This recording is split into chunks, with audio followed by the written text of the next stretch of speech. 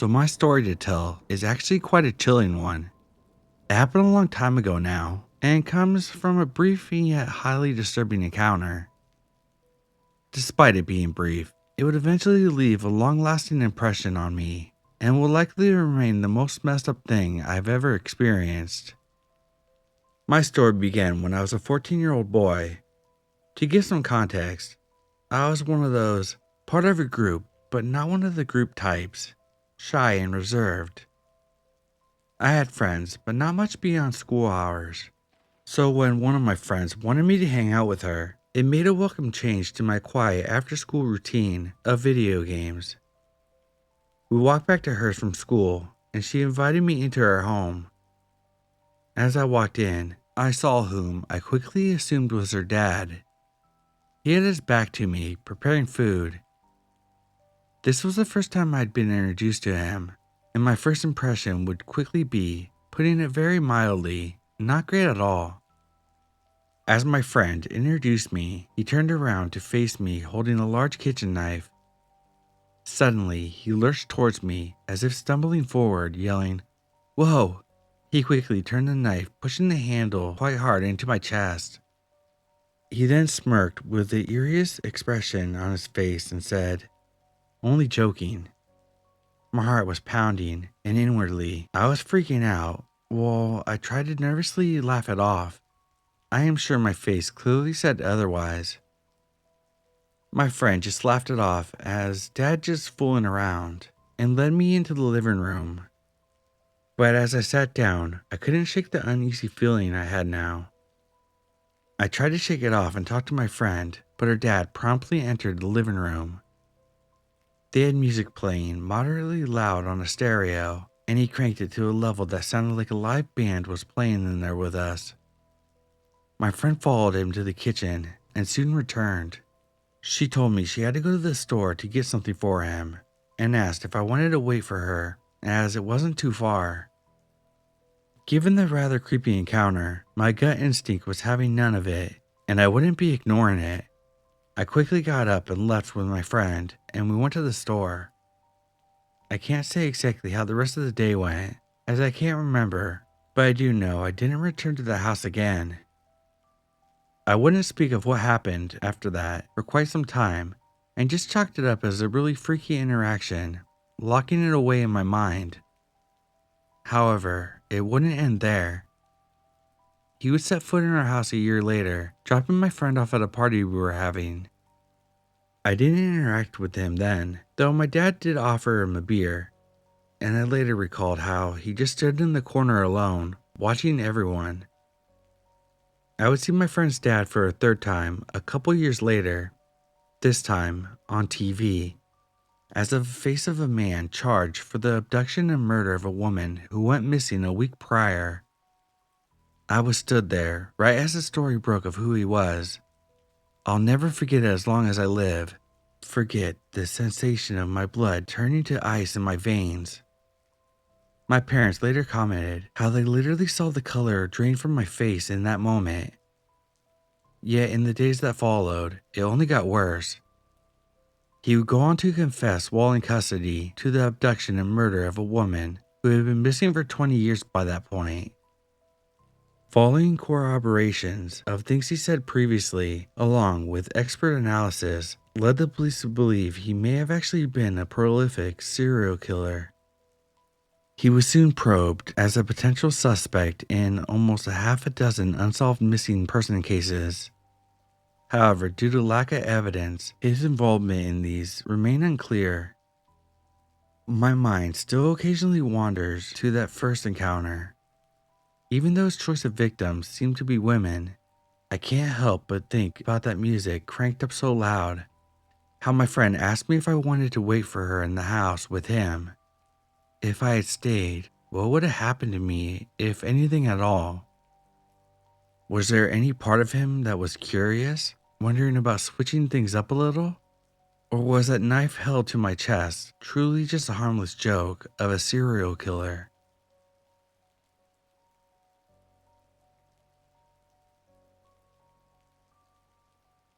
Last night, I decided I was going to meet up with some friends at a really chill brewery with live music.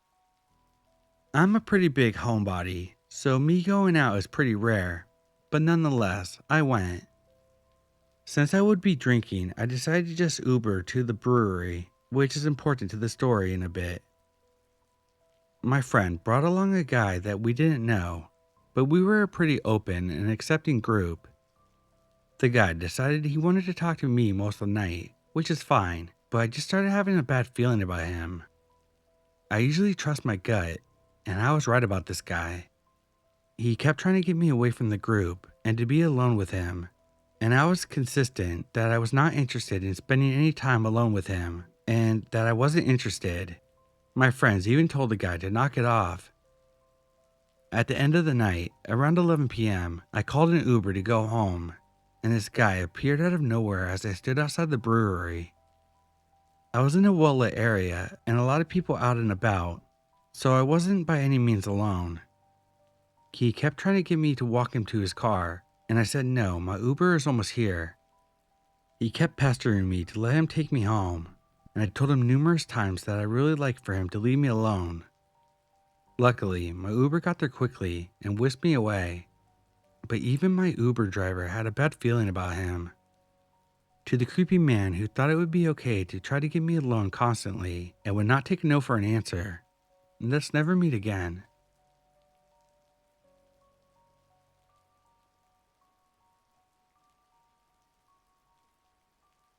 Trigger warning: pedophilia. While our parents were out of town, my two younger siblings and I stayed a weekend at our grandma's house. My grandma's long-term boyfriend, let's call him Banks, had moved in with her and would be staying the weekend with us as well. The moment I met him, he immediately gave me the creeps. I don't remember much of our first night there, so I assumed that nothing out of the ordinary happened. That quickly changed the following morning.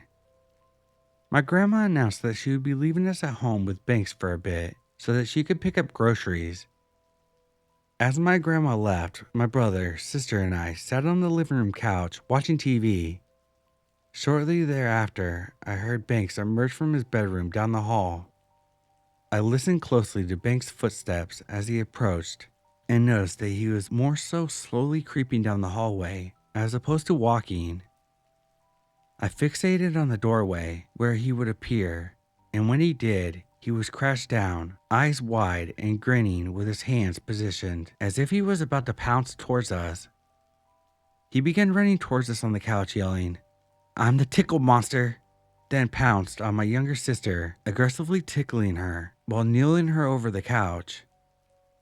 Banks is over 6 feet tall, muscular build. My sister is below the age of 10. My sister repeatedly asked Banks to stop, exclaiming, "I don't like it. Stop that." My sister let out a high-pitched scream and began to hysterically cry. At this point, I intervened. It sounded like Banks was hurting her, and I didn't like that he was continuing to tickle her while she screamed and cried. I tried inserting myself between my sister and Banks and told him to stop. He wouldn't remove his hands from my sister. I began slapping Banks' arm and telling him, "Let go of her," and once he released his grip, I screamed, "Run!" to my brother and sister. The only thing I remember feeling and thinking in the moment was, "Get the fuck away from this man right now." I ran out of the living room, down the hallway, and into the first bedroom. My sister followed behind me, then my brother, and as I was closing the bedroom door, Banks caught up to us and shoved himself against the door to prevent me from locking it shut.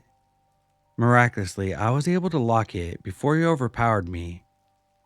Once my siblings and I were locked in the bedroom, Banks continued to bang on the door while repeatedly yelled, "I'm the tickle monster. Let me in. The tickle monster is coming to get you." Both my siblings are hysterically crying at this point. I am now overcome with fear of what Banks will do if he manages to gain access to the bedroom. Although I didn't have a phone, I yelled back at him, "If you don't stop, I'm gonna call the police."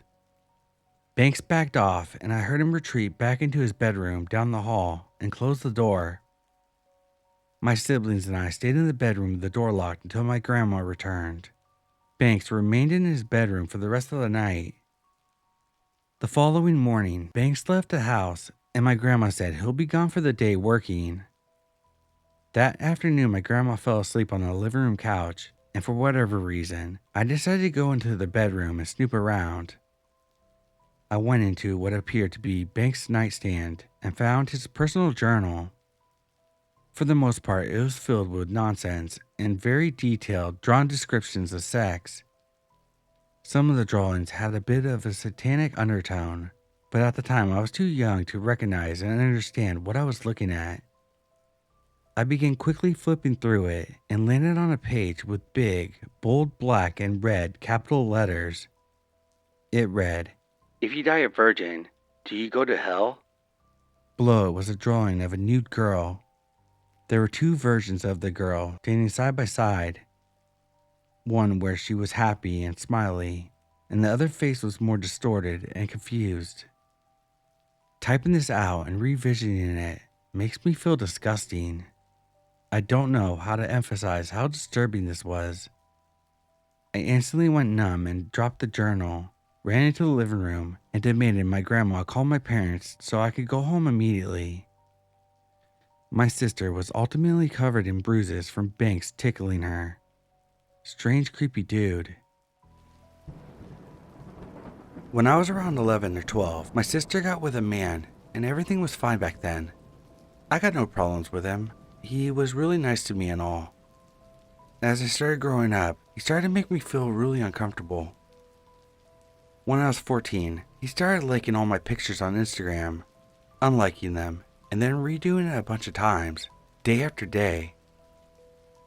I got so tired, so I blocked him on Instagram and deleted him on Facebook. Didn't want to make a big deal of it because, it's just liking pictures, but I kind of felt weird about it. He's twice my age and has kids with my sister, but kept liking my posts and unliking them. He did it with one of my friends too. After being blocked on Instagram, he started to wow react on my Facebook pictures. Told my grandma to tell me how I looked so pretty on my profile picture, etc. Unreacted to all my pictures and did the same thing a few days later. I found this weird but didn't do anything about it. He wasn't harassing me or whatever. But one day, when I was about 17 or 18, I asked my sister to give me a lift to my job. She didn't come, he did. I was feeling weird the entire time I was alone with him. He started to tell me how beautiful I was, how I was becoming such a beautiful woman. He tried to grab my thigh, but my hand was on it, so he just acted as if nothing happened. We arrived to my job about 30 minutes before my shift, so he asked me if I wanted to wait or go inside. Of course, I told him I wanted to go inside since I hadn't ate anything for breakfast, and told him I'll eat something before my shift. He told me something like, "Yeah, you need to fill this tummy," and grabbed it while saying it. I felt like he wanted to touch me the whole ride, but didn't see an opportunity. He waited for it and took a chance when he could. He also grabbed my leg one day. I know he hasn't done anything overly wrong, but he's still liking all my pics, and I don't feel safe when I'm alone with him. There's something weird with him, and I don't know what to do about it.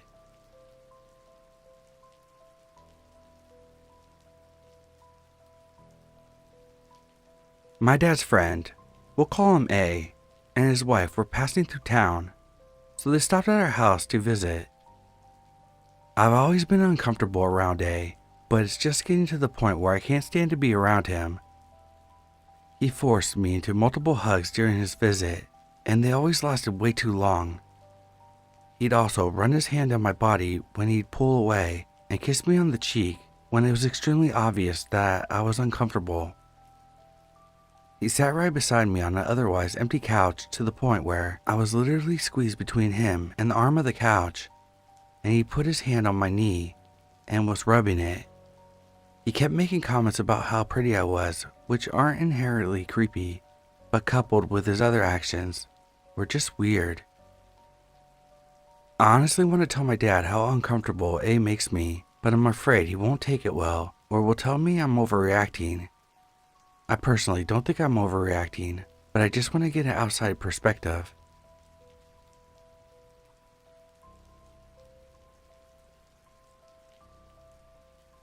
I was still a child when the story happened.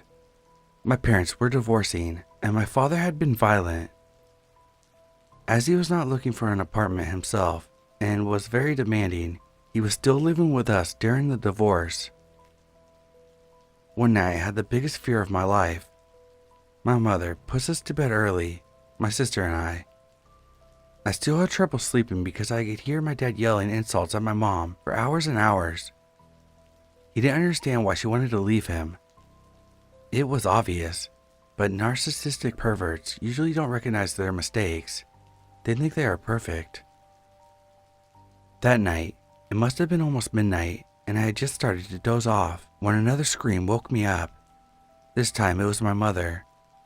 My sister and I got up running and found my mother crying on the stairs. My father had slapped her so hard that her head banged hard against the wall. She was yelling at him not to touch her. We immediately rushed towards her to surround her and protect her. I was 9 years old, but I understood. After all, I had been afraid of my own father. He always hurt us. I was afraid of him, but I refused to leave my mother with him. We took my mother to her room, while my older sister prevented my father from coming up. He kept saying that she was hysterical and mad. Above all, did not admit that he was the one causing the problems. My mom struggled to calm down, but told us to get dressed quickly. When my father saw us coming down dressed to go out, he started insulting her again by asking her where she was taking us, as if she had to tell him. Afraid that he would decide to hit one of us, she just told him that she was taking us to McDonald's to clear our heads. She took her coat and puts us in the car before we drove off. She didn't take us over to the fast food business at all. She drove around town, pulling into a parking lot that I didn't even know. From there, she guided us without the car to the city center, up to a police station. It was too much. She had seen the hate in his eyes. He could have beaten her to death if we hadn't arrived. Just as we had gotten to the door of the police station, we saw my father. He was coming out of the parking lot just in front. He had been looking for us. Unfortunately, he had seen us too. We rushed inside, and seeing our panic, a policewoman took us into an office. As she closed the door, we heard my father enter the building yelling insults, asking where my mother was while calling her names, saying that she had nothing against him, that she had no right, that sort of thing. He screamed like that for almost a whole hour. I was in tears in my mother's arms. My older sister was shaking with fear. My other sister was the only one who could speak and tell the officers who stayed with us everything that had happened. After a while, he finally left. The police station suddenly became silent. Another policewoman poked her head through the door and asked if he had been drinking. But no, he never drank. He was naturally like that. The police explained to us that they had told my father to take his things and leave. They made us stay in their premises for a while to make sure he had gone while taking my mother's statement. My mother, however, still wanted to take us to a fast food restaurant before returning home. My sister absolutely wanted to get her cell phone back, which she hadn't taken due to panic. The police were all very assuring. They just asked us to call them urgently if my father came back. Then we were able to drive home. The house was silent. Everything was off. My father's car was no longer there. Relieved, my mother asked my sister to hurry up and pick up her phone while she waited in the car. She took the keys and ran towards the house, but when she opened the door, she let out a cry of terror. My mother, panicked, opened the car door to get out before seeing my father coming up in a fury towards her. She had just enough time to tuck her legs in before she slammed the door on it. She then had the reflexes to lock the doors, although still worried about my sister. He was starting to scream again and insult her. He pulled the handles and hit the car. It lasted for 10 minutes before sirens interrupted my father. 2 police cars and a van pulled up in front of my house. My sister had ran into her room and called the police on her cell phone. My dad still put the blame on my mom by yelling at her that she dared to call the cops, even though she had been right in front of him this whole time. The police almost jumped out of their vehicles, hands on their clubs. One of them pinned my father against the car and handcuffed him, asking why he was still there, reminding him that they asked him to leave. My dad was no longer being proud, and the only excuse he could find to say was, "But I couldn't find my underpants actually." The police stayed while he finally packed a suitcase. They waited for him to get into his car, which was hidden away, and disappear around the corner before assuring my mother that they would be going on patrol all night. My mom thanked them, and we left our neighborhood to finally go to the promised restaurant. Only when we arrived in the neighboring street, my father's car, still hidden away, joined us on the road to follow us. What he hadn't foreseen, however, was a police van was following as well. When we arrived at the restaurant, my father finally continued straight on the main road and left town, while the police made 3 turns around McDonald's, raising questions from all the customers. When we got back, we were too afraid that he would be waiting for us again, but as promised, the police came on duty all night. Needless to say, we didn't sleep that night and struggled to sleep for several weeks. I've been an insomniac since then, and today, at 28, I cannot sleep without sleeping pills.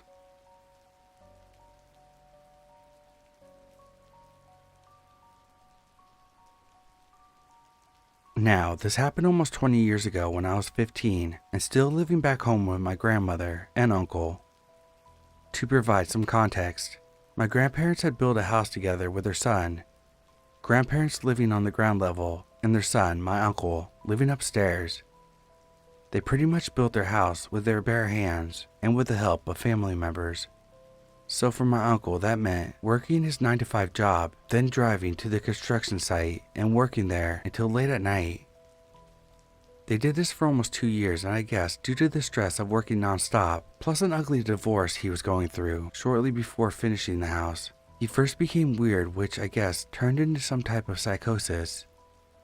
He stopped going to work because everyone there was watching him. No one was allowed to open windows to let fresh air in because someone could break in.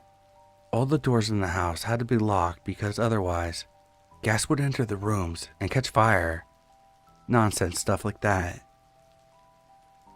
At the time when I was 15 years old, I had lived with him for a few years. Grandmother and uncle, grandfather had died. And even though my uncle never did anything bad, he was still eerie and I was regularly freaked out by him. For example, he had the habit of silently standing in the pitch dark hallway in the middle of the night for God knows how long. Sometimes I would watch TV in the living room late at night, thinking everyone was already asleep. When I got tired, I would switch off the TV and open the door in the hallway and scream in terror because he would be standing directly behind the door, in the dark. This happened frequently. He always acted surprised that I got scared because in his mind he was just keeping watch. Something else he did that I absolutely hated. Sometimes when I was sleeping in my room, he would randomly barge in to check if everything was alright. And when I say barge in, I mean that. He would rush in, almost like he was expecting something bad to be happening to me. Now that you've got the idea of his weird behavior, let me explain that one creepy night. I was laying in my bed, sleeping. Ordinary night. I don't know how late it was, but from my feeling, I would say that I slept a couple hours when I was suddenly woken up. I didn't really know what woke me. There hadn't been a noise or anything, but for some reason I woke up instantly terrified with my heart pounding, eyes wide open. My breathing was so fast and loud, so I tried to keep it down to listen. I stayed like that for a couple minutes until I convinced myself that I had just had a nightmare I couldn't recall. But then I heard something outside my bedroom in the hallway. The bedroom door was closed. It was the distinct creaking of one particular step of the stairway. The third one from the top, to be exact. So naturally, I thought it was my uncle following his habit of creeping around the house in the middle of the night. But a few seconds after the creaking, I heard super fast steps literally sprinting from the stairs, getting louder and louder until they suddenly came to a halt directly in front of my door. I couldn't move. I couldn't scream. I just froze and held my breath, half expecting my uncle to barge in at any second. But nothing. No movement, no steps, no breathing. I thought, but it must be my uncle, and he must be standing right outside my door. Somehow, I was also convinced that it hadn't been him. I knew exactly how his footsteps sounded since I heard them often enough. Also, the steps were unnaturally fast, with a very sudden halt by my door. If a person ran that fast, it would have been impossible to come to such a sudden halt. They would have crashed into the door. Until this day, I cannot explain what happened that night and what those god-awful steps were. A lucid dream, maybe? I don't know. It still freaks me out.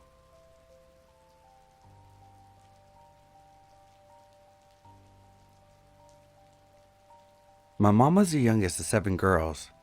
Her oldest sister is 20 years older than her, and all I knew about her was that she had a history of mental health disorders that she did not treat, and that my mom hadn't spoken to her since she was about 10 years old. To be honest, I didn't even know this aunt existed. One day, when my brother and I were about 6 to 7 years old, my parents sat us down. They showed us pictures of our aunt and told us that if she tries to talk to us around the neighborhood, to immediately run to the closest house and call them right away. They said that she was dangerous and to treat her as a stranger.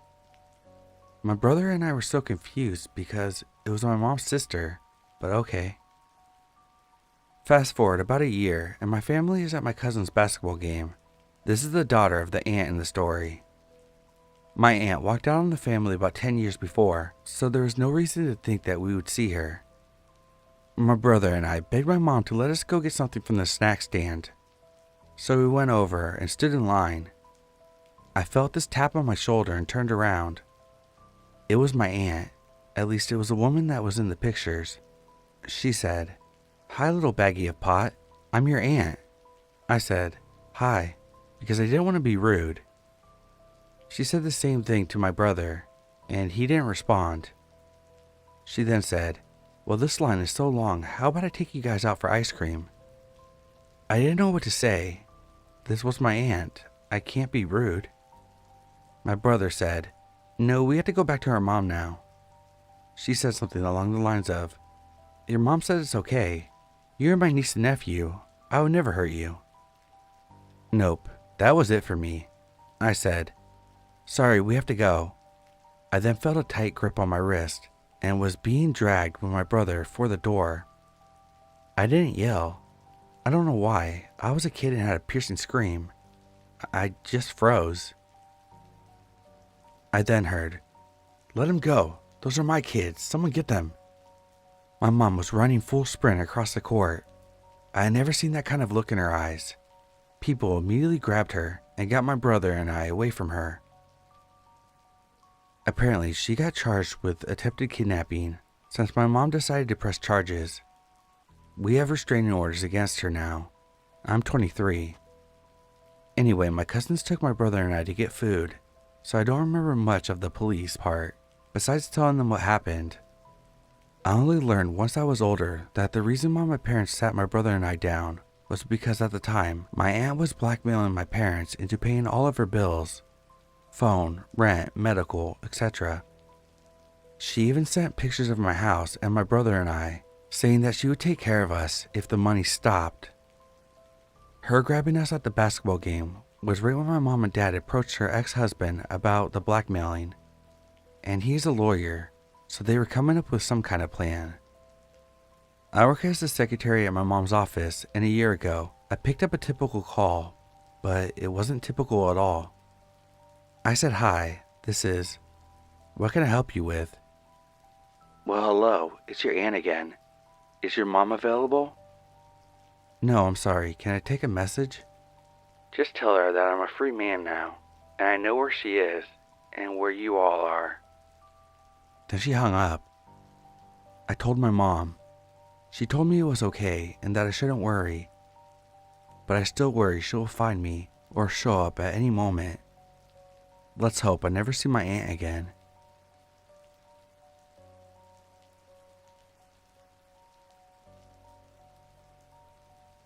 I am a 27-year-old female. At the time this occurred, I was a senior in high school, angsty, and steadily into partying. For this story, I'm gonna hide her identity, solely due to the rules of Reddit. Let's call her Kay. Kay almost cost me my life, and I never want to see her again. A little backstory on Kay. She grew up privileged, given anything she ever wanted. Her parents adopted her 5 cousins, and this is when she started to rebel. Her parents, well off, started to pay less attention to her, so Kay had all the freedom in the world. At the time this incident occurred, Kay was 18, and I had just turned 18. We were headed to a kickback at this guy's house, and nothing more than a little weed was expected. Now I had shared in smoking weed, popping pills here and there. I had just tried ecstasy the summer prior. However, I was planning to stay sober. Kay picked me up, and we stopped to buy cigs at a gas station. I bought a fountain drink, one with a straw and everything. This is crucial for later in the story. We arrived at the apartment, and everyone is smoking, including Kay, but I declined. She would always say shit about how she never wanted to be high alone. Complained about how I never got as high as her. So I obliged, and I cleared the bong off her hit, not even taking a full hit. She asked me for a drink of my soda, and I handed it to her. She had it for a good minute. I had my head turned talking to someone at the kickback. When I looked back at Kay, she was messing with my straw. I didn't think much of it, and she handed it back to me. Within 30 minutes or so, I started to feel intensely high, to the point where I needed to escape from the group. I go out front and smoke a cigarette, only to find that I can't stand up. So I laid on the front porch. Then all of these dark thoughts flashed through my mind. I felt so sick, like my stomach was being torn open. I couldn't stand up. I had to crawl to the bushes to throw up. I thought to myself, all of this off clearing a bong? So I laid on the porch. The apartment was located on a busy street in the city that I live in. I also thought about running into traffic because I felt like I was dying. So I gave myself 2 options.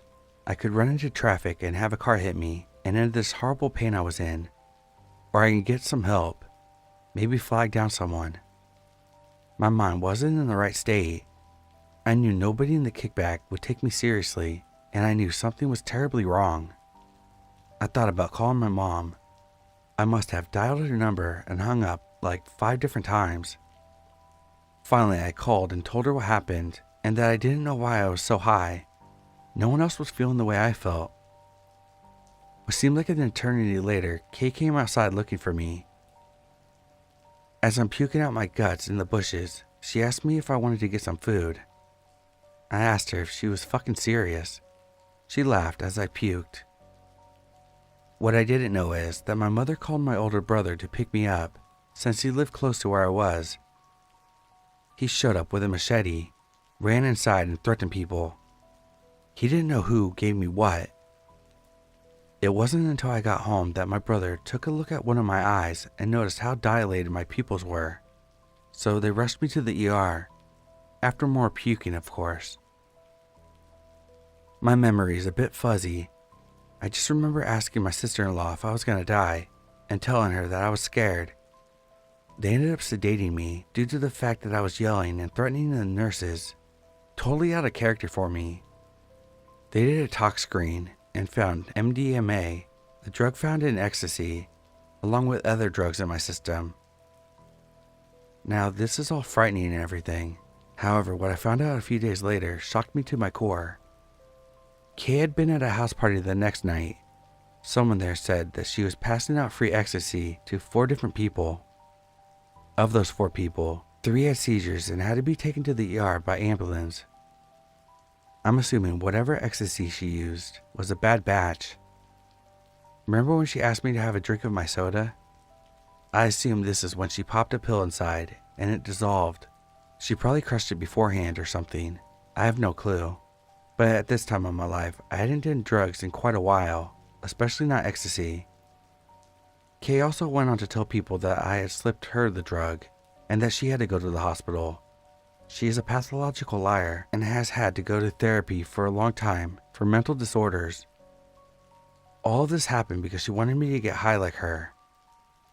I could have committed suicide because I wasn't in the right frame of mind. It still affects me to this day. It sounds cliche, but I have a hard time trusting people with this experience and among other things. I also don't like sharing drinks with friends. I get scared when I go out to a bar or club, fearing the worst. I mean, if my own friend had done this to me, what's stopping a stranger? So I always guard my drink no matter what. So DK, let's not meet ever again.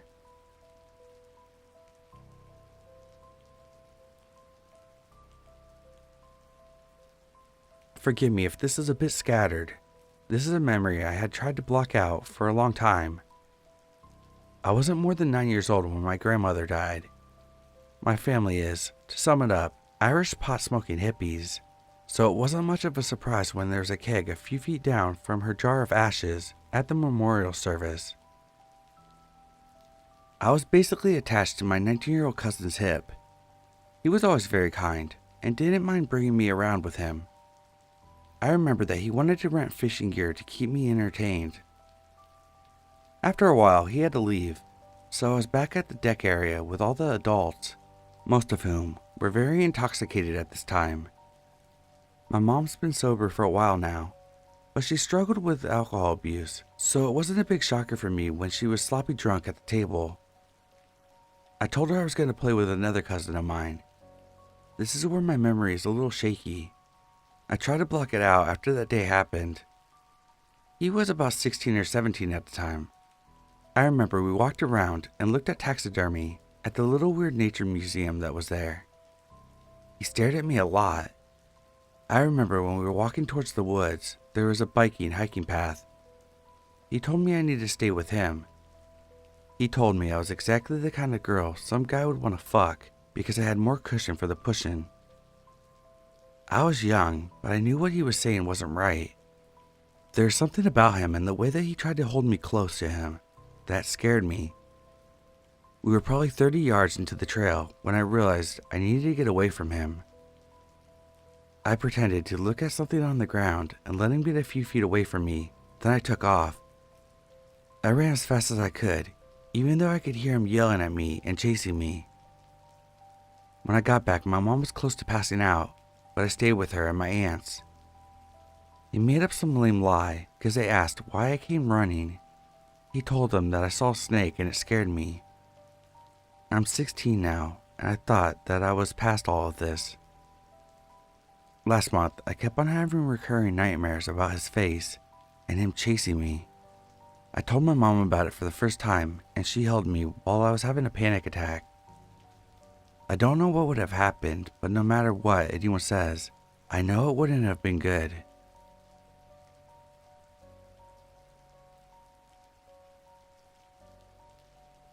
So this happened a few months ago. I'm a sophomore in college and was traveling down to my hometown over break.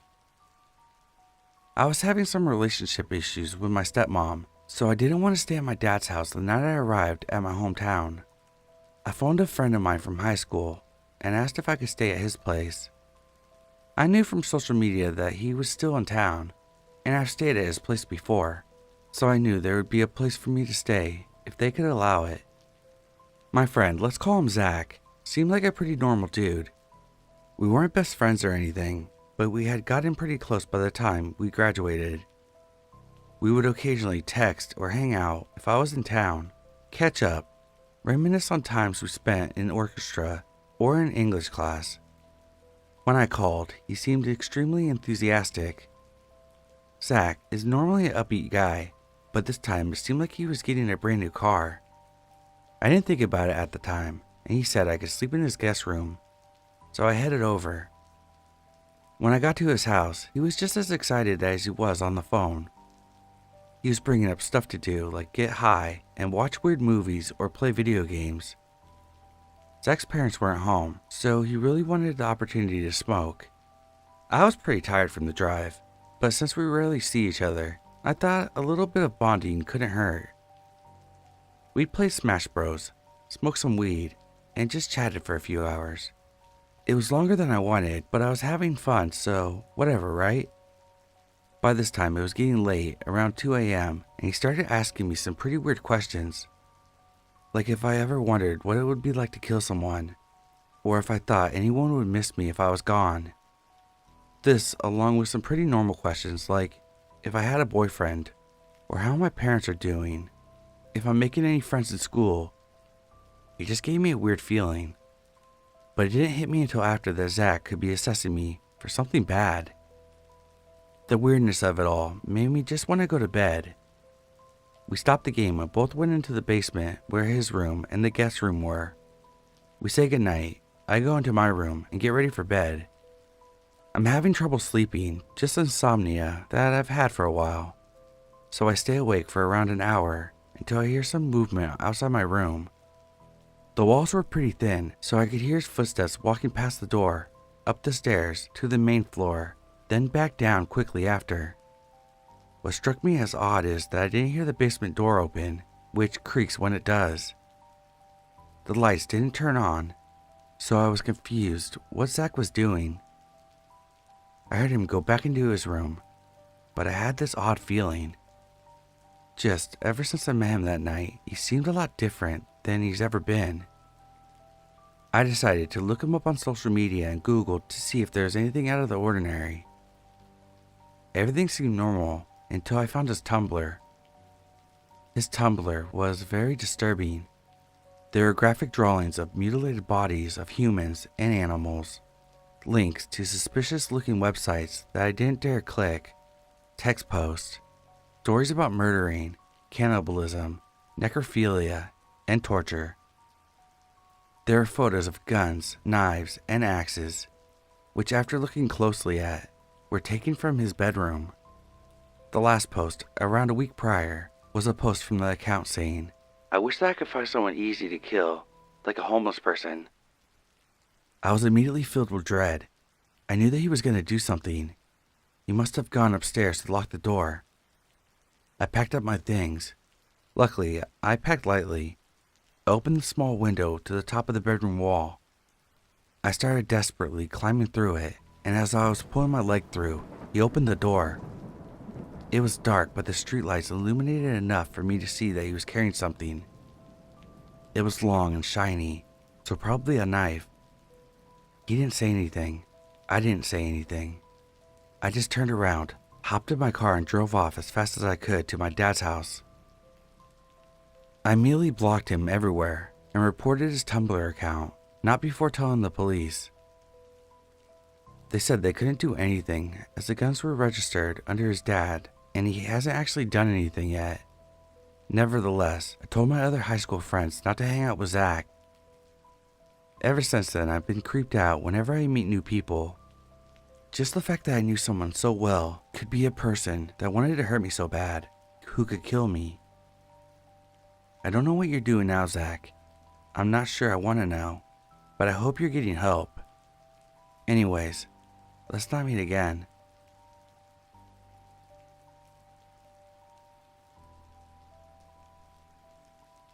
I had a very creepy friend.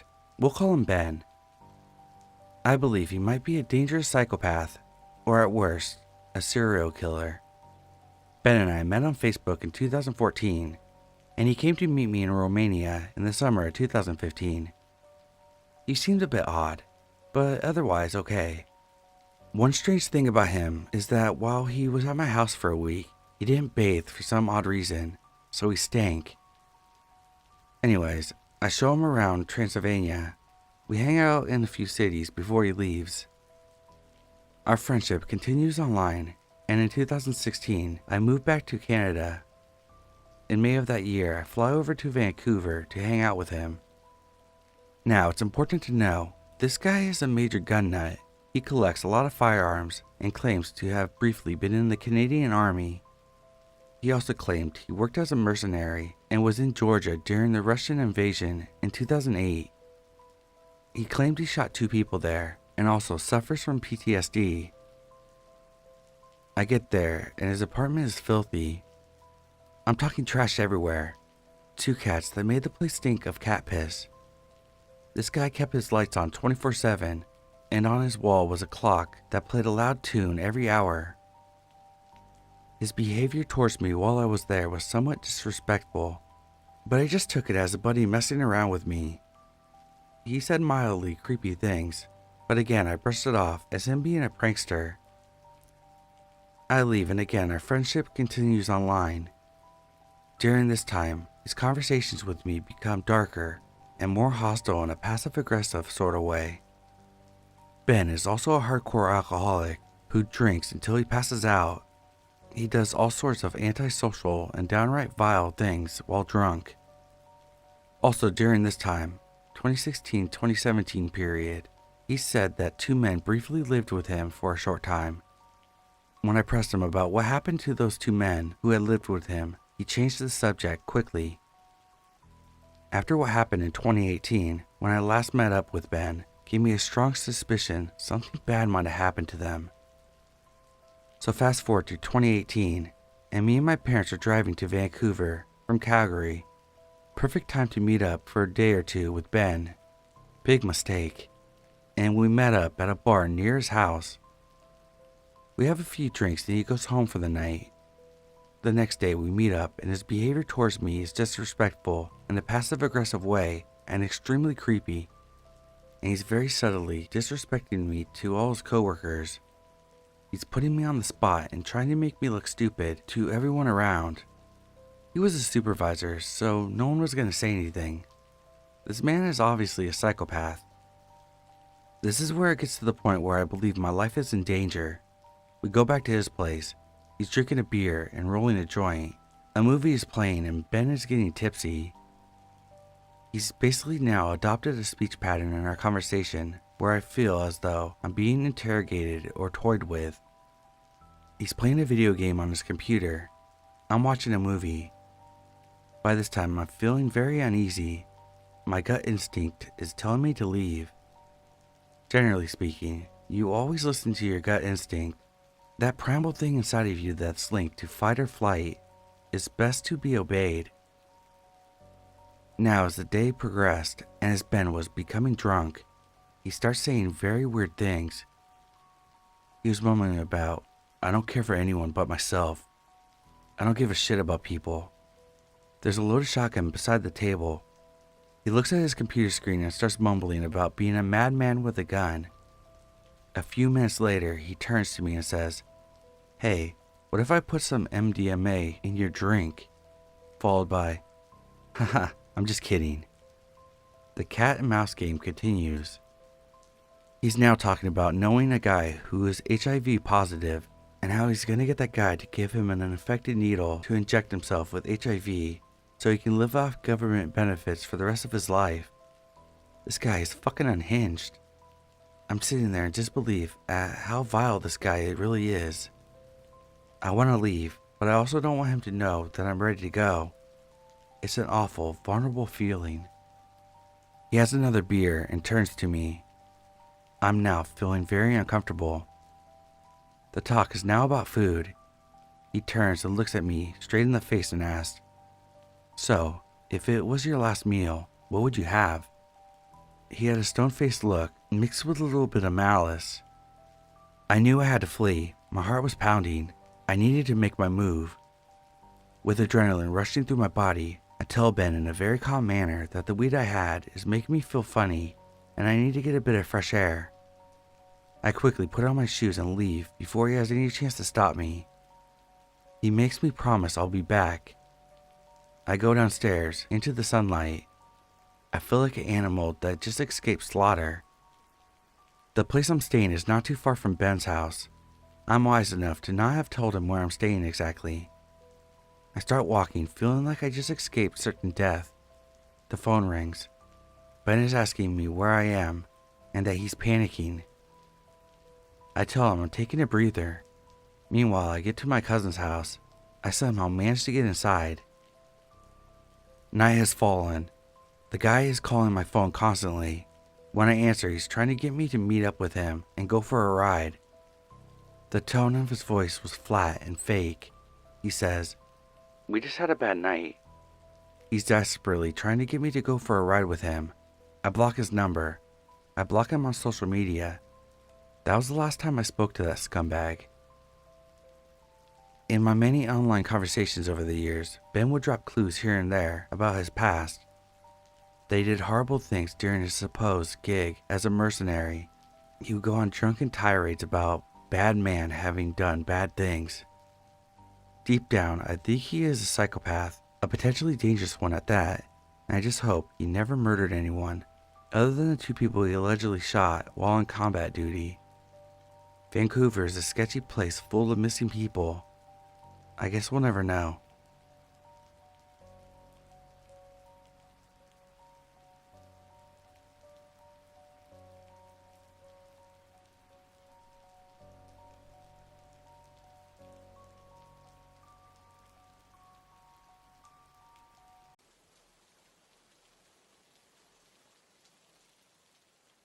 My dad and I were never close. I wasn't close to anyone from his side of the family, but his 2 younger brothers set off every internal alarm I had. Uncle 1 turned out to be molesting his stepdaughter, who he raised since she was an infant. Uncle 2, who this post is about, I'll call him D. I have several siblings, and we have many cousins living in our small town. They all think D is the best, lots of fun to be around. I never warmed up to him. I didn't trust him, and he had a creepy vibe. I kept my distance, and my mom never made me hug or have physical contact with anyone that I was leery of. D lived next door to my grandma, and seemed to be always down with some kind of illness. I was staying with my grandma for the day, and she was making food for D because he was sick. She fixes him a plate and tells me to take it over. I'm not happy about it, but I know better than to disobey, so I take the food next door. I walk in the door and he yells out and says to bring it back there. I walk into his bedroom and set the plate next to his wardrobe by the foot of his bed. D says he can't reach it there and to put it on the nightstand next to his bed. I take it and set it on the nightstand, and D grabs my wrist. I panic and pull away, trying to get loose from him. He's pulling me towards him, and I brace my foot against the nightstand and resist while saying, "Let me go." He says, "I just want to talk to you." And I just say, "Let me go." He finally lets me go. I bolted out of the house and said nothing to my grandma. Later that evening, I tell my cousin, and she said I'm stupid and doesn't know why I'm the only kid that doesn't like him, and he just wanted to talk to me. That I should feel terrible about thinking that he was trying to pull me into his bed. What a terrible thing to say. I didn't mention this to anyone else and began to question if I was wrong and reacted badly. I felt guilty for a long time but still stayed away from him. As I've gotten older and looking back, I think my reaction was correct. What adult tries to get a kid to warm up to them by grabbing them and pulling them towards their bed? What adult continues to do this when they can see the child was terrified? You get a child to warm up to you by terrifying them? No, adults with good intention don't do these things. We were obedient children. If he would have said, "Wait, I want to talk to you," I would have obeyed. D passed several years ago, and there were rumors about inappropriate behavior with young girls, but nothing more than rumors. I still believe I read the situation right.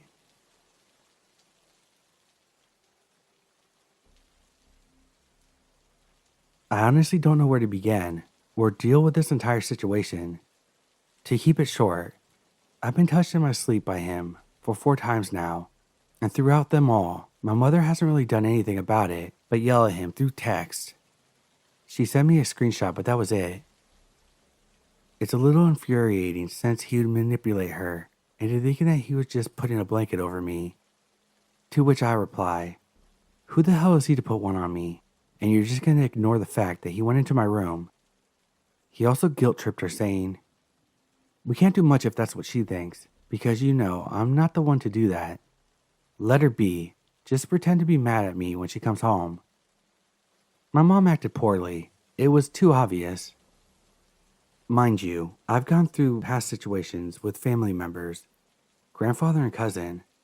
I can't exactly leave home since I'm honestly not prepared to live alone yet, and I'm still saving up. No matter how much I barricaded my room, he'd get inside.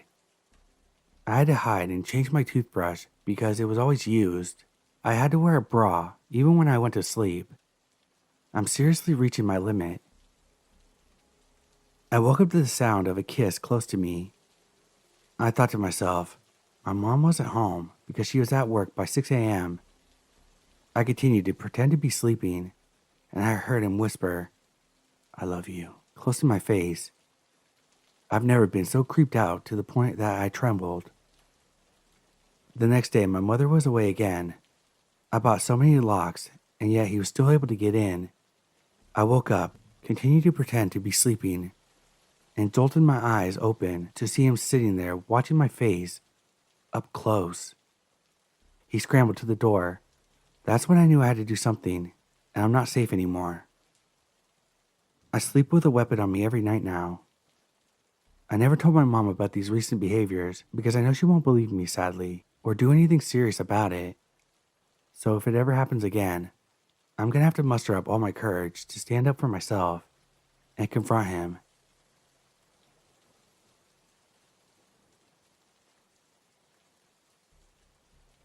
I'm a 23-year-old female. I have a cousin, 27 male, who was adopted into the family when he was 12. My uncle and aunt already had 4 kids, all of them in their 20s and 30s, so I'm not sure why both of them, in their early 60s, wanted to adopt a 12-year-old. I never had a problem with this cousin growing up, as he and I were the youngest grandkids, so we bonded a lot. I didn't see him often, living 3 hours away from my grandparents, then my aunt and uncle living about an hour away. Over the years, I started noticing pretty odd behavior, like messing with dead birds, and just sudden mood changes when talking to him. Then one day, years later, my dad got a call from my grandmother, and she was freaking out. Apparently, my cousin got arrested, and with it being a small town, it was all over the paper. My cousin was arrested for peeping in underage girls' restrooms, planting cameras in locker rooms, bathrooms, CP, and assaulting a minor. I was only 13 at the time, so I had no understanding about what that meant. He was charged as an adult and served only a little bit at a time. After all of this, I never referred to him as my cousin. In the following year after that, I was in a room alone at my grandparents', and he came in and cornered me and tried to hug me before I left and repeatedly told him that he was not supposed to be alone with me since I was a minor. I screamed when he wouldn't stop, and luckily, my dad found us. Once I was older, my dad told me something that was deeply disturbing. Before he was put into the foster system as a child, he was repeatedly raped by his own mother. My uncle revealed to my father that they put him in therapy. One day, the therapist asked him, "If you were to meet your mom again, what would you do?" He said, "I would rape her like she used to do to me, but I would kill her first." Needless to say, I am not in contact with that cousin anymore.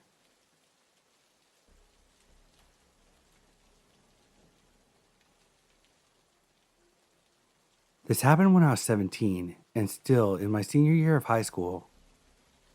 This is not as creepy as some stories on here, but I wanted to share my experience.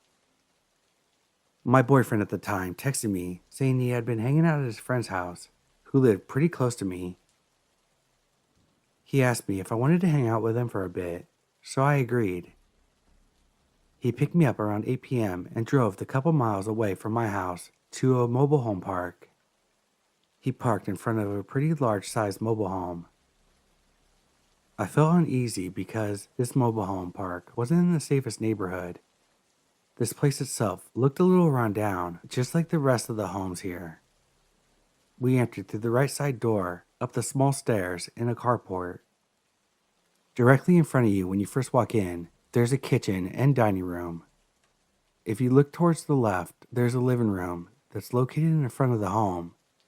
If you look towards the right, there were doors to the bedrooms and bathroom. This was probably the biggest mobile home I've ever been in. It was a little messy, and the sinks were full of dishes, kitchen table piled up with junk, beer bottles everywhere. The living room had a coffee table full of weed, pipes, bongs, pill bottles.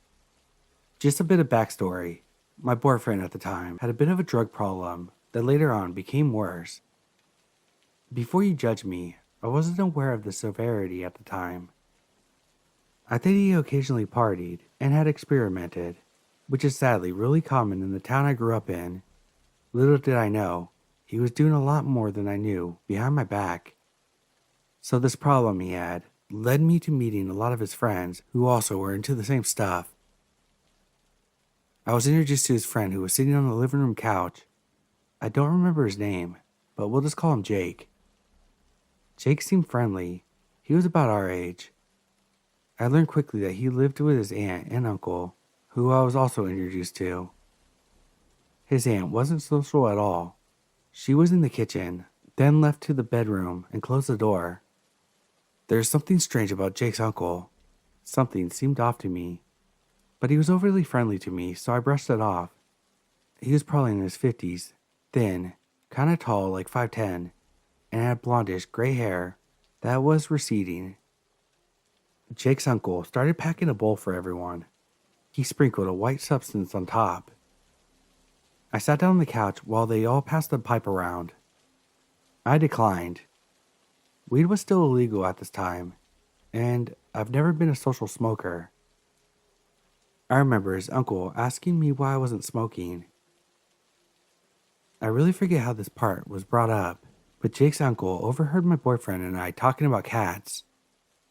He looked over at me and said, "Oh, you like cats? Want to see mine?" Being the cat lover I am, I got excited. "Ah, you got a cat?" He was like, "Yeah, you want to see her?" Now I assumed that he was going to bring her out, so I said, "Sure." He got up and led me down the hall, motioning me to follow him. "Come on, this way." I looked at my boyfriend puzzled and asked if he wanted to come with me, but he didn't feel like getting up.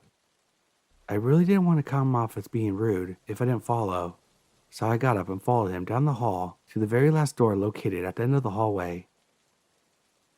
He opened the door for me, and I walked into the bedroom. I noticed a shotgun next to the bed leaning against the wall. I got the vibe that this was possibly Jake's uncle's room. Jake seemed too young to own a gun, and this room didn't look like his style.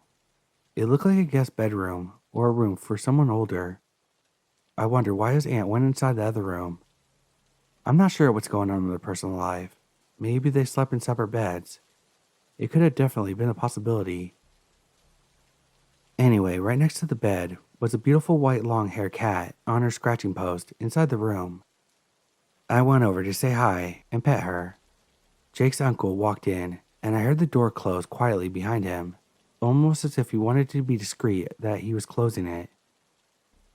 I jumped up and looked over at the door, and then at him. He must have noticed how scared I looked because he said, "This is so the cat won't get out." He came and kneeled down next to me and started petting the cat. My gut feeling told me that something wasn't right. I felt sick to my stomach. I went backwards towards the door and he yelled, "No, the cat's gonna get out." But I didn't care. I just ignored him. That's when I realized that it was actually locked and not just closed. I unlocked it and swung it open. The cat did indeed run out, so he wasn't making that up. Regardless, I just met this man, so why would he lock a 17-year-old girl alone with him in a room? Why couldn't he ask my boyfriend to come with us too? The room was located at the far end, opposite side of the living room, where no one could really hear us. I went back to the living room so fast and asked my boyfriend if he could take me home, which I would never do, considering he wasn't sober, but I was desperate. He was hesitant, but I asked, "Right now?" I lied to him and said that my dad wanted me home right now, pretending to look at a text on my phone. When we were back in my car, I was so relieved to be out of there. I started telling my boyfriend how Jake's uncle closed us in the room together, and I felt really uncomfortable. He told me that I was overthinking the situation and that the uncle was a good person, so I thought maybe I was overthinking it, but it never changed how uncomfortable I felt about it. Please always trust your gut feelings regardless of what anyone else has to say about it. I never saw Jake or his uncle again. I never wanted to go back there. Over 10 years later, I still get creeped out when I think about it.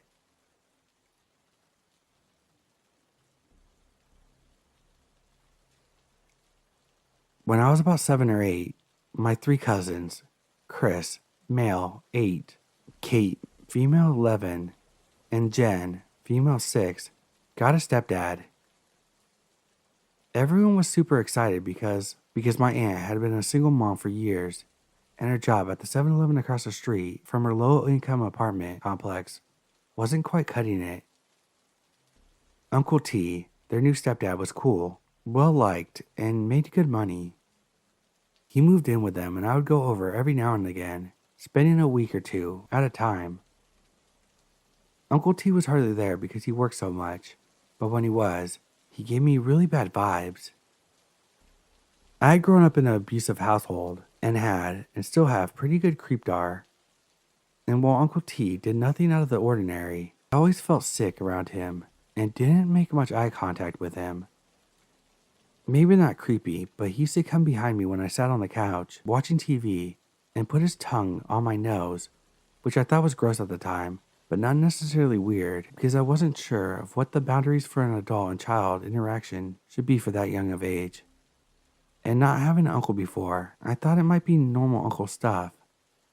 But looking back at it, I maybe spoke one sentence to him before the interaction and now realize how weird and inappropriate it was.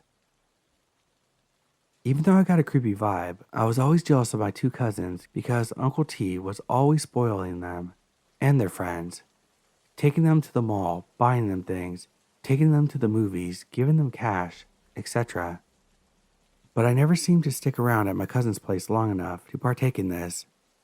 Knowing what I know now, I'm glad I wasn't lucky enough to receive any of the gifts from that disgusting man.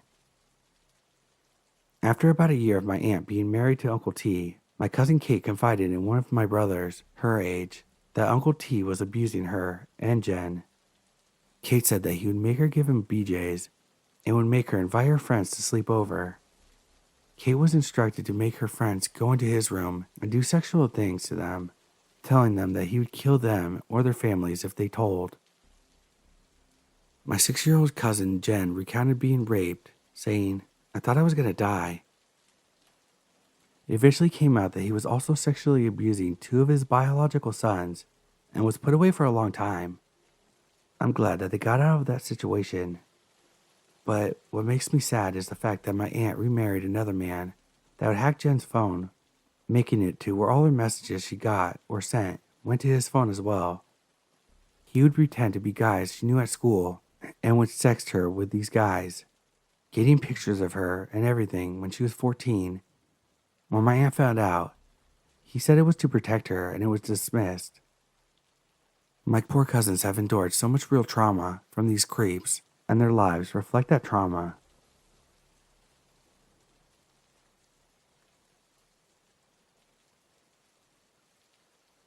This isn't too creepy, but it creeps me the fuck out. I'm a 21-year-old female, and my uncle is much older than me, early 40s. He's the youngest out of my dad's siblings. He saw me from birth up till I was 9. He was okay with me as a kid and never did anything creepy to me as far as I could remember.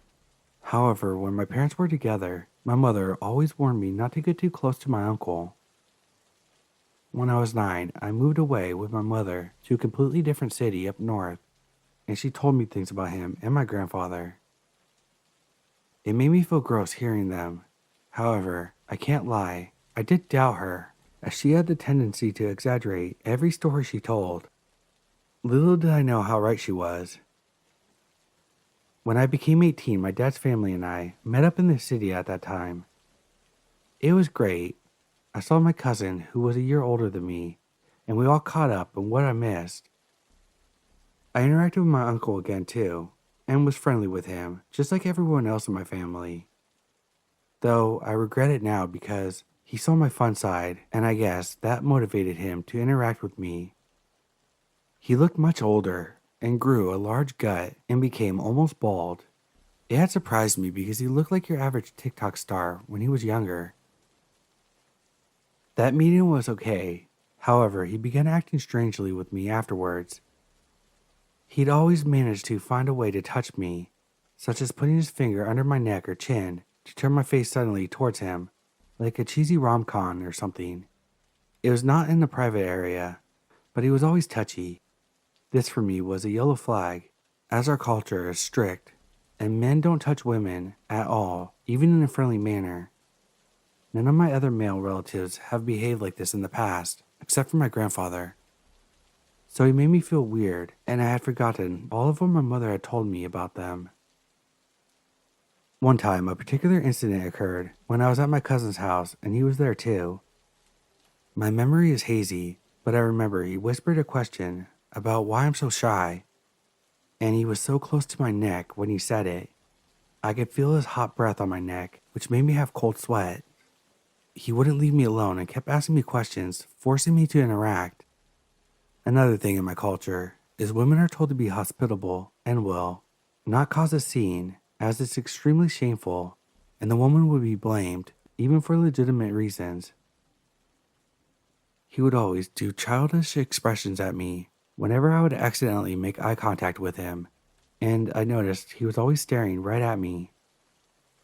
The conversations he had would try to include me in some way, and he would always ask me questions about it, though I tried to make myself look busy. I think once, after he breathed on me, I caught him looking through my purse when I was away from it, and he noticed and quickly tried to act like he was doing nothing suspicious. Near the end of the day, I was on the sofa, looking behind it, while petting my cousin's cat. My uncle was leaving and wanted to say goodbye. I didn't think much of it, as he usually would say goodbye. However, he grabbed me by my wrist and pulled me towards him. It felt pretty violating, as I was practically cornered due to the positioning of the sofa. He said some things that I can't remember, as I was overpowered by my feelings of disgust that I had towards him, and panic. What he was doing to me was not allowed in our culture. Men did not grab women by the wrist, not even husbands with their wives. I tried pulling back, but he grabbed me harder, and it felt like he was feeling my wrist even more. It freaked me out, and afterwards he let me go and left. I turned around and saw that my dad had partially seen the ordeal. When I got home, I told him everything that was happening. My dad said good thing that I came to him, and that he would talk to my grandmother about it so she can straighten him up. However, sadly nothing like that happened. My dad instead always kept a distance between me and my uncle. He wouldn't let my uncle into my house if he knew I was in tops that weren't completely modest, and told me not to open the door to him if I was home alone or just with my brother. My uncle was still creepy sometimes.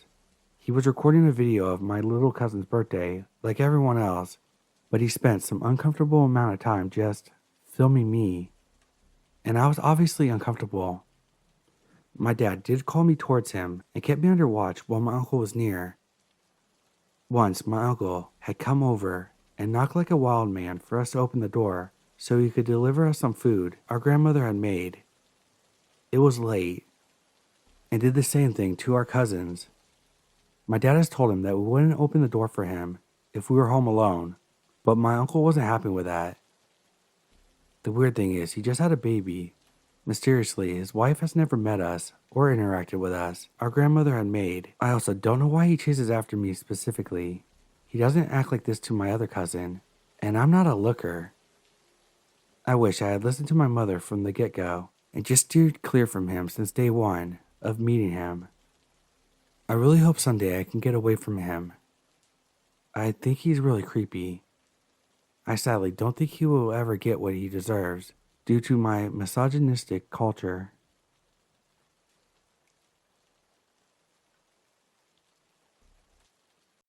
I'm a 36-year-old female in Sweden. I have worked in mental health care for the last 18 years, mainly with people with psychotic illnesses like schizophrenia. I was working at a group home for 9 years and was very close with my coworkers there, especially two females. The last few years I worked there, another female started working there. Let's call her M. And the four of us grew very close.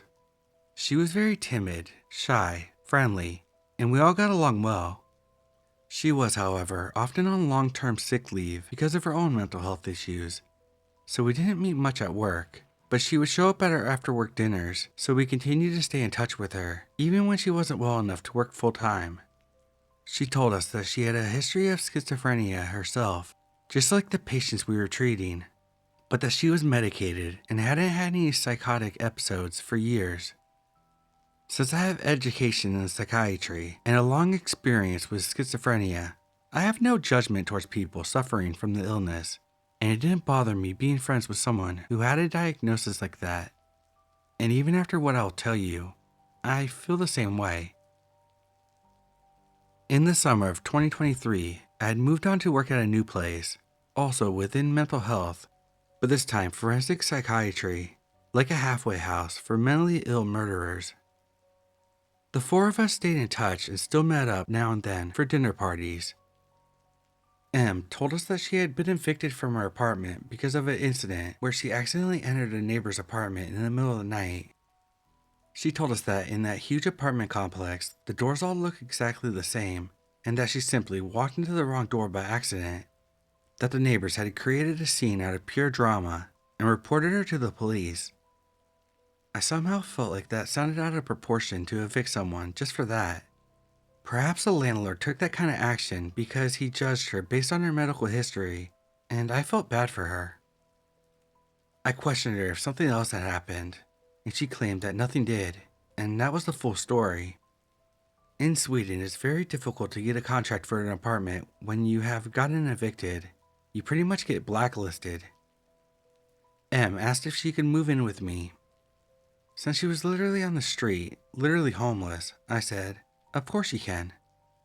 I've always got myself into uncomfortable situations by saying yes, instead of thinking about myself, and I had no idea how severe the situation would get when I said yes to M. I live in a small apartment.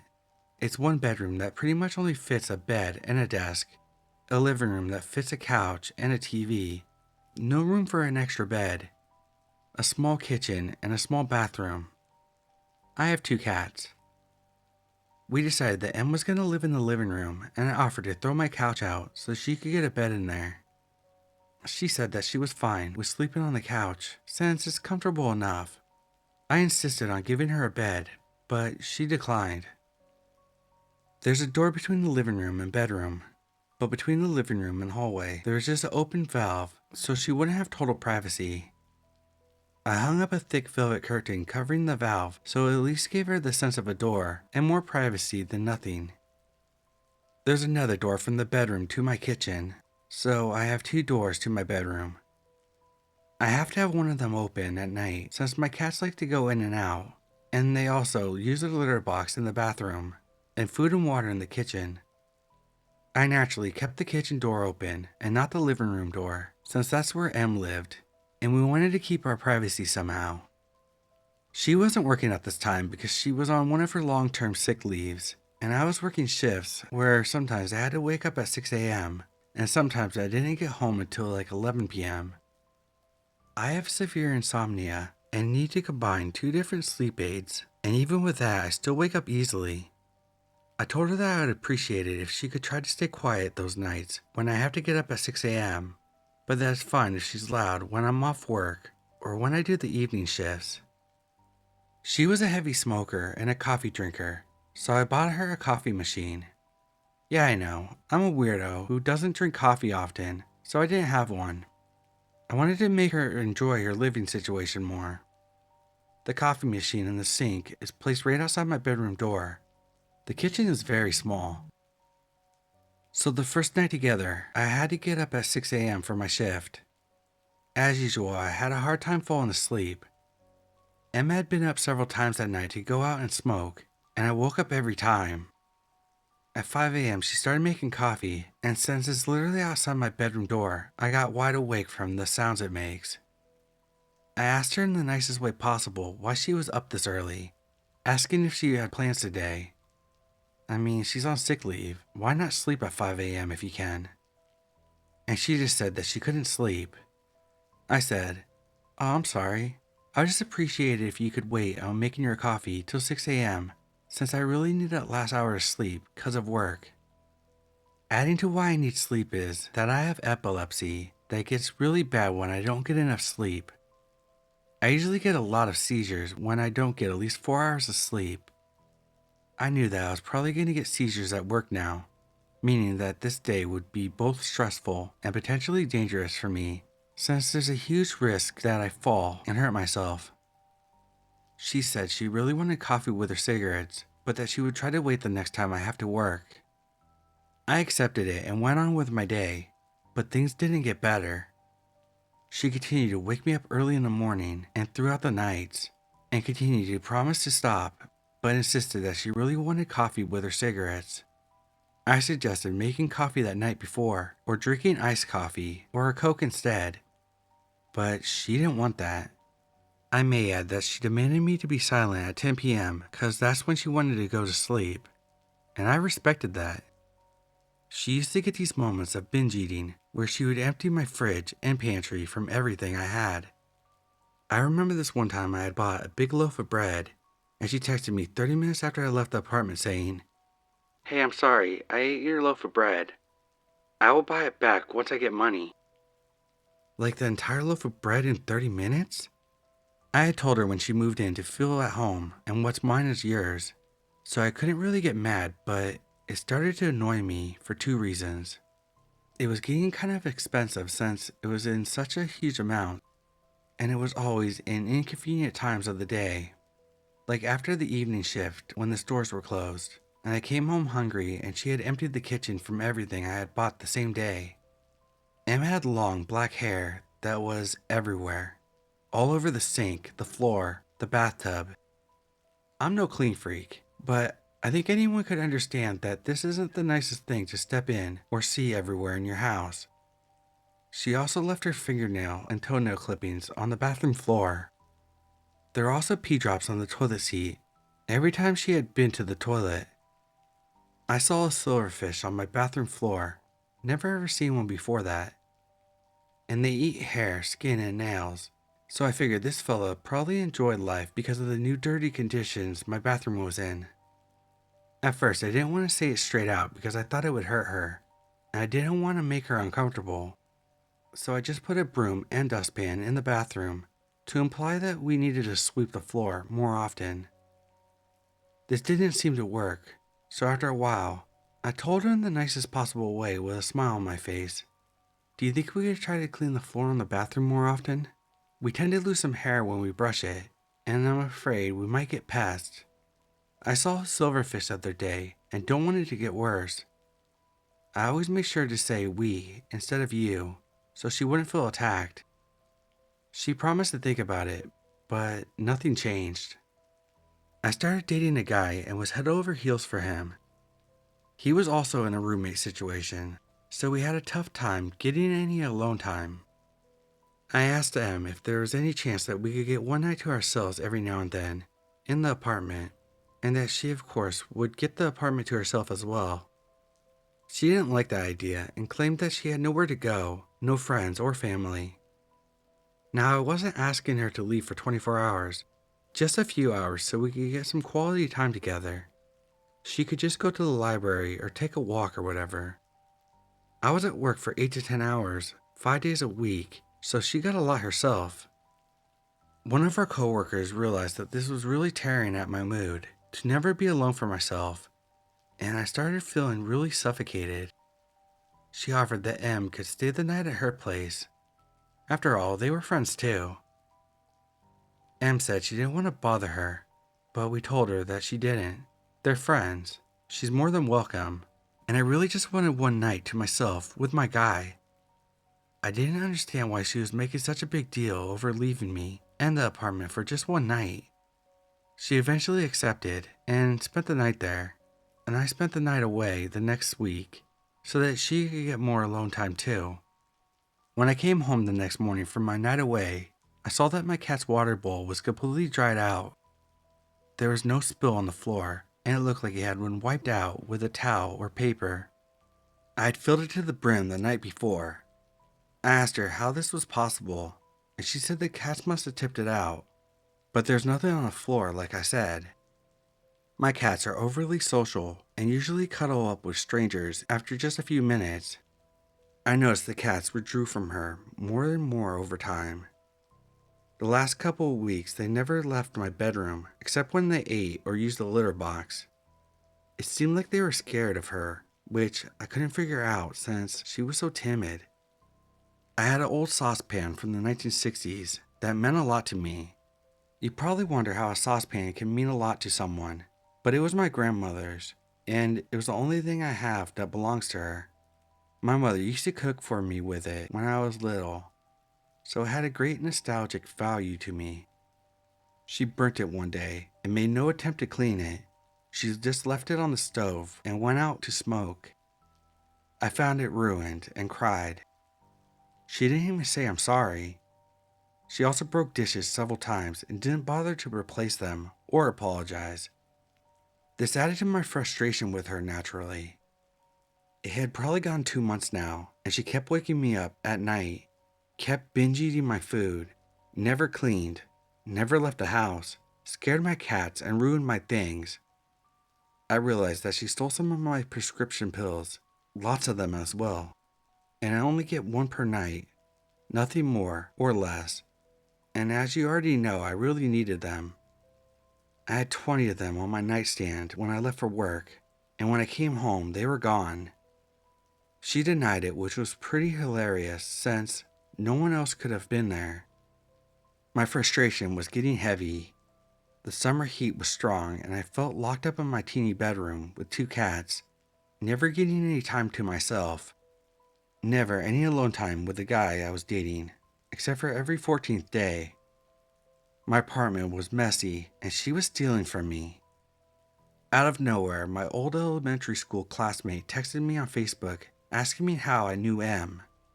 He had seen that I posted on Facebook that we were roommates now. I told him that we were old co-workers and she needed a place to stay because she got evicted. He said, "I know. Do you know why she was evicted?" "Yeah, she accidentally went into a neighbor's apartment." "That's not the full story. She broke in and snuck up to a sleeping baby with a knife in her hand, but luckily the father woke up and wrestled her down and managed to save the baby." I felt sick to my stomach. Could this be true? It would certainly explain why she was evicted, but it just sounded so horrible, and she was such a timid, nice girl. I had so many questions, but my friend had a full police report. It seemed like M had psychosis during the break-in, but those parts weren't public. It was, however, clear to me that she was lying to me about what happened and how long she had been mentally stable. I started getting quite paranoid now, and I was already frustrated with everything and really wanted her to move out. We did, however, have a contract that she would need 30 days notice. I knew that if I asked her in a harsh way, it would mean 30 days of chaos until she moved out, so I wanted to handle this as nicely as I could. I started looking for cheap hostels for her that I could suggest her to move into so she wouldn't be on the streets. I sat down with her and told her that I loved living with her, and I feel really horrible for this, but that I just really miss alone time, and that the apartment is too small for 2 people. I said it wasn't personal, and that I didn't want to live with anyone right now, and that I wished it would have worked out, that I'm really sorry and hope that we can remain friends. She looked crushed and said that it wasn't possible.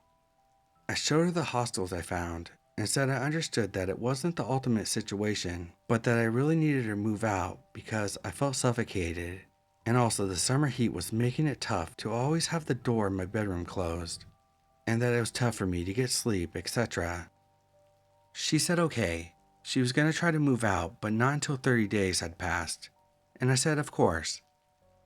The first night after our talk, she got up and made her coffee at 2:30 a.m. I nearly had a mental breakdown. I was getting up at 6 and couldn't go back to sleep. I asked her in the morning, for probably the 10th time, to not make coffee till I got up, but she didn't even answer me. She just sat on the sofa and stared out the window. I said, "M," and she kept staring.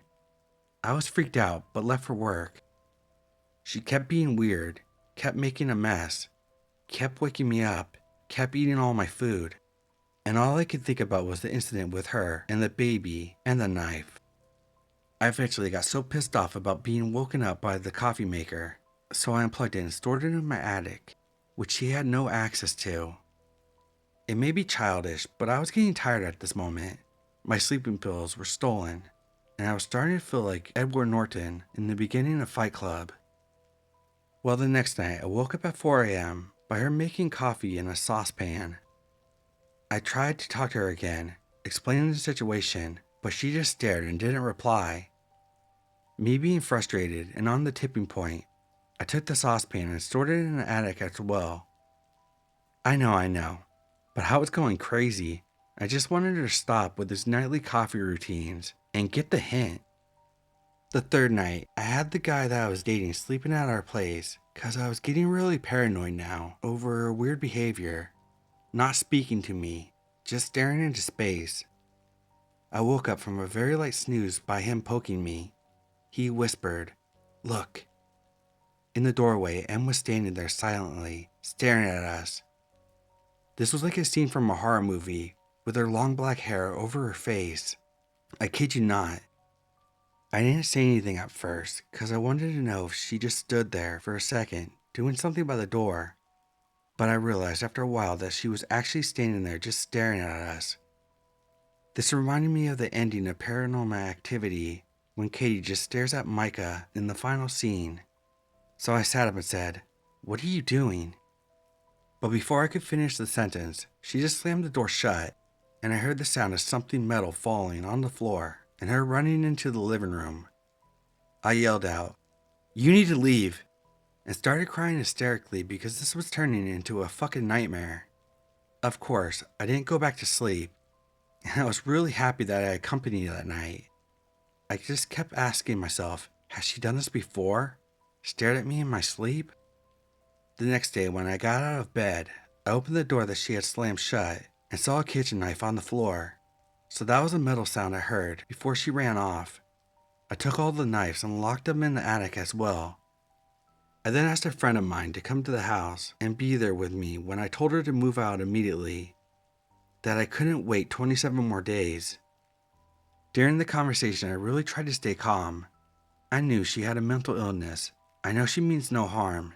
Even though I was so frustrated, I couldn't hate her. I was mostly scared and tired. She, however, didn't answer when I talked to her. She just kept staring out the window. She left the apartment and sent me a text instead, saying that I was disrespectful for bringing a friend over to her place. Nighttime came and I thought this would be a quiet night finally. No coffee maker or saucepan. But at 3 a.m. I woke up to her burning dry coffee powder in a frying pan. At this moment, I felt terrified of her. Her face was dead. Her eyes were black. I suspected that she had gone into psychosis. I stopped the fire and she just ran off into the living room in silence. I knew that she had an appointment with her psychiatrist the next day, and while she was away, I packed her things. I sent her a text saying that she needed to pick them up and give me my keys back, and that I'll give her the money for the hostel for the next 26 days. She didn't reply. The guy I was seeing came to keep me company in case she would fight about it. She didn't. She left the key without looking at us and left. Our coworker, who's friends with both of us, told me that she moved in with the guy that she was dating and stayed there for a few weeks till somehow, amazingly got an apartment of her own. She started working again and I was really happy to hear this. She seemed to do well. Then January of this year, one of our old coworkers told me that Em had called her and told her that everything must burn, that she has a baby that she must save, and other delusional stuff. She had called 112, the emergency number, like 911, about this, and they hadn't taken it seriously. Em had proceeded to burn the entire apartment down because the voices in her head was telling her to do it. That she had to burn everything down to save her friends and family. Her neighbors had tried to rescue her from the fire, but that she had fought them off and ran back in and poured liquor onto the fire to make it burn more. She was arrested and sentenced last week for aggravated arson. She will probably serve her time in a mental institution, probably for a long time, possibly forever. What's ironic is that she'll probably be in the facility I used to work at and end up where she used to work herself. My old coworker was a witness at the trial, and apparently she had stopped taking her medicine because she thought it made her feel numb and that she thought she was stable enough to function without it. Apparently not. She had also stopped taking her medication the last few weeks when she stayed at my house, so when she stared blankly into space, she was going into psychosis. When she stared at me with a knife in her hand, when she burnt the frying pan the last night. It's disturbing to think about what would have happened to me and my cats if she had stayed, or if I had been a heavier sleeper. I also think what would have happened to the baby that she snuck into before she was evicted. And yeah, I know it was crazy that I didn't just throw her out by then. It was complicated. The reason why I haven't been able to talk about it with my friends is because they sympathize with her and have minimized my experience, and they think that I make a bigger deal out of it than I believe it has been. I sort of understand it since they never saw the darkness in her eyes that I saw the last couple of days.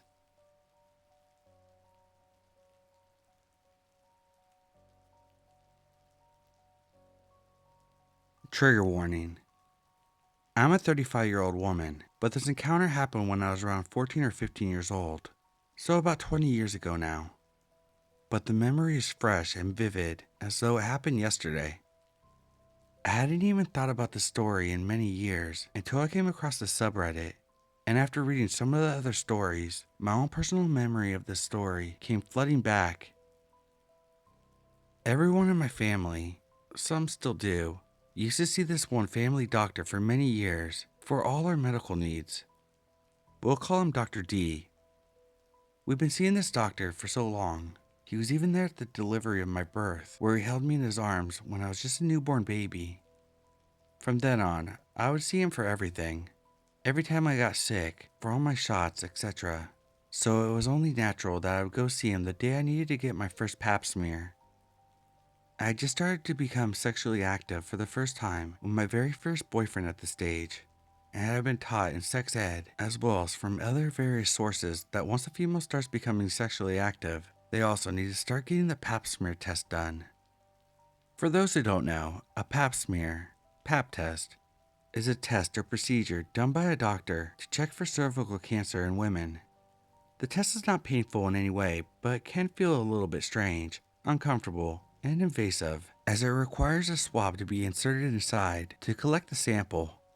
Other than that, it's a very quick procedure that altogether takes no longer than a minute or two from start to finish. That last point is important to take note of for later in the story. It's important to note here that before arriving to my appointment, I was already in a state of feeling a little bit freaked out and uncomfortable with the whole situation. Because at 14, I was like most other girls my age, where I felt very awkward about my growing body, had poor self-image, would often wear baggy clothes to hide any signs of womanhood from the outside world, such as the breasts that were forming. So the idea that I had to do a test that required I strip from the waist down, sit on a bench with my legs wide open, only to have some random grown-up come right up in there and fiddle around down there, sounded to me like the last thing in the world I wanted to do, and I was already feeling very embarrassed about it. Even though I was told by many different people that if I wanted to, and if it made me feel more comfortable, I could request a female doctor to do the test, but for some reason, I had turned that option down, something that I would regret later. I guess I thought in my head, it's okay, I'll just see Dr. D like I always do.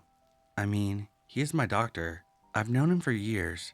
It's only natural I continue to see him and treat this appointment like any other appointment. I guess I had managed to convince myself to stop being so silly. Everything was fine, and besides, he is a professional doctor who will approach the situation with professionalism and will conduct himself in a way that will not make me feel any more awkward than I already do. How wrong I was. So Dr. D tells me to take off everything from the waist down, to lie on the bed and put a white sheet over my lap and wait for him while he gets everything together.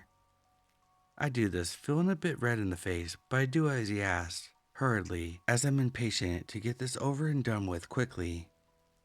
When he does come around the curtain, he sits down on a low stool right beside my leg, whips off the sheet and looks at me with this big smile on his face.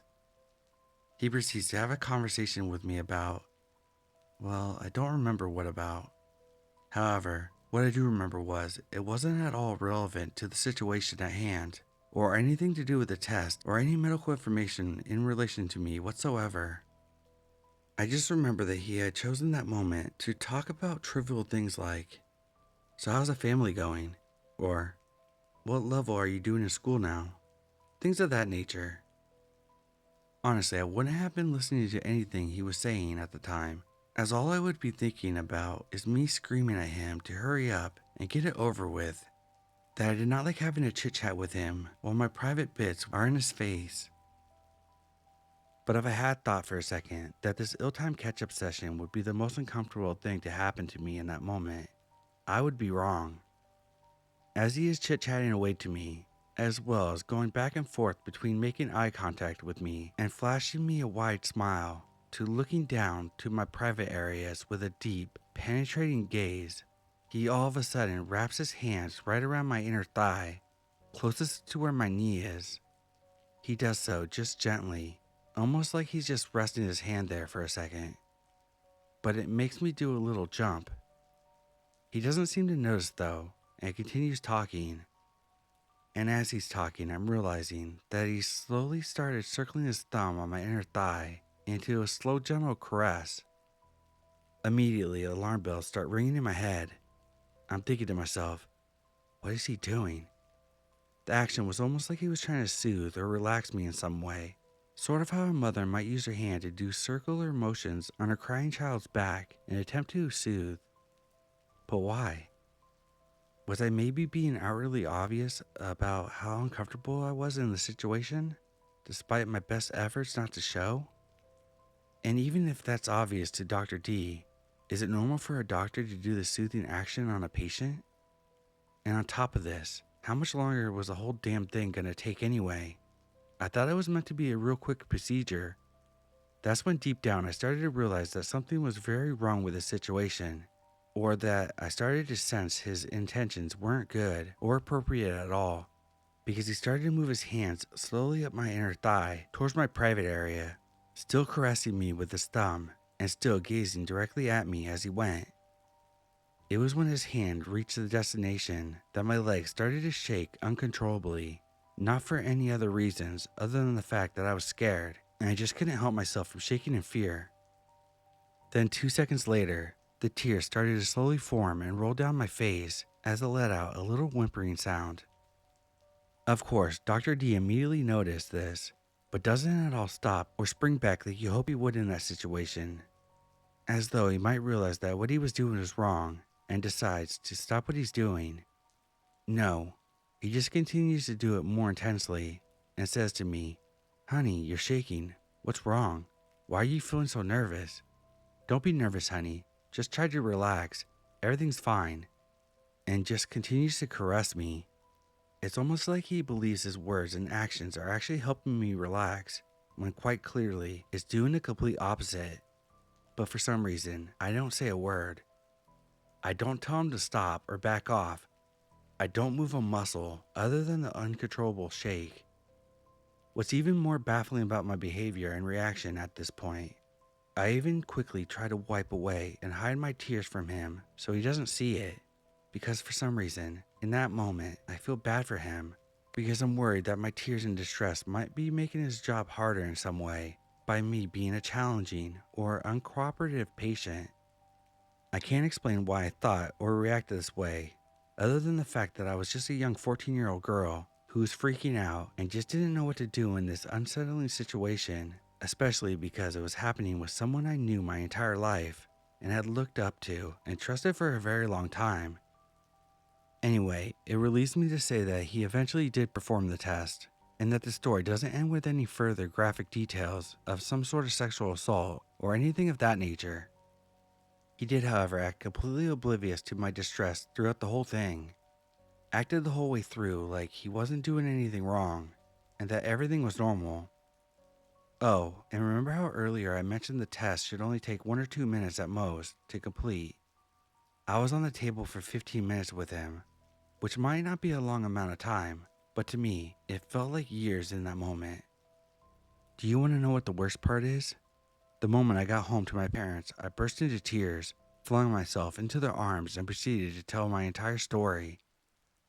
As freaked out as I was, within seconds I started feeling better, just knowing that I was back within my safety net of their presence, but also knowing that once I finished telling them what happened, that my parents would know what to do to fix the situation as well as offer me much needed comfort. But you know what? That's not what I got.